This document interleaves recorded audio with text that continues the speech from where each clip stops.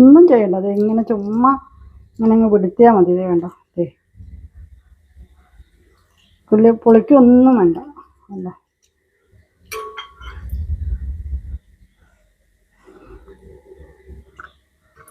ഇപ്പോൾ നമ്മുടെ ഇതേ കണ്ടോ, ഞാനിപ്പോൾ ഇവിടെ 6 മുട്ട എടുത്തു.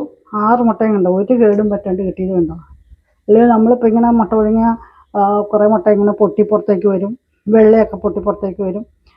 പിന്നെ തൊണ്ട് പൊളിക്കുമ്പോൾ കുറേ വേസ്റ്റ് ആവും, അങ്ങനെ കുറേ ഇതാവും. അതുകൊണ്ട് നമുക്ക് ഒരു മുട്ട ഒന്നും പറ്റാണ്ട് എന്ത് നല്ല ഗ്ലേസിങ്ങിൽ കിട്ടിയെന്ന് എനിക്ക്. ഇപ്പോൾ എല്ലാവരും ട്രൈ ചെയ്ത് നോക്കണം കേട്ടോ. Thank you.